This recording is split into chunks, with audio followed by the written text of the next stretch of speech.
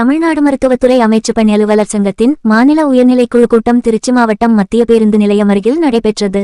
கூட்டத்தில் மாநில தலைவர் ரவிக்குமார் உரையாற்றினார். மேலும் நிகழ்ச்சியில் மாநில பொதுச் செயலாளர் முத்துரமேஷ், மாநில பொருளாளர் பார்த்தசாரதி, மாநில துணைத் தலைவர் செந்தில்வேல், கண்ணன், அமைப்புச் செயலாளர் பாலமுருகன், துணை பொதுச் செயலாளர் A.V.J. சேகர், இளங்கோ, கமலக்கண்ணன், சூரியநாராயணன், கோதண்டராமன், கவிதா மற்றும் திருச்சி மாவட்ட அரசு அலுவலர் ஒன்றிய மாவட்ட தலைவர் சதீஷ் பாபு ஆகியோர் கலந்து கொண்டு 16 அம்ச கோரிக்கைகளை வலியுறுத்தி தீர்மானம் நிறைவேற்றப்பட்டது.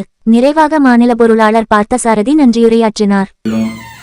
அதுக்கான ஒரு கண்ணோட்டம் தான் இந்த மீட்டிங் இன்னைக்கு போட்டது. இதில் எல்லா நிர்வாகிகளும் கலந்துக்கிட்டாங்க.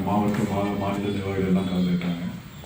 இனி வரும் காலங்களில் இது தொடர்ந்து எல்லா மாவட்டத்திலையும் ஒரு 3 மாதத்துக்கு ஒரு முறை சென்று இதை வலுப்படுத்துறதுக்கான புதிய ஏற்பாடுகள் எல்லாம் செய்யப்படும். புதிய நிர்வாகிகள், புதிய மாவட்ட தலைவர்கள் எல்லாரையும் நியமிக்கப்பட்டு இந்த சங்கத்தை வலுப்படுத்த எல்லா ஏற்பாடுகளும் செய்யப்படும்.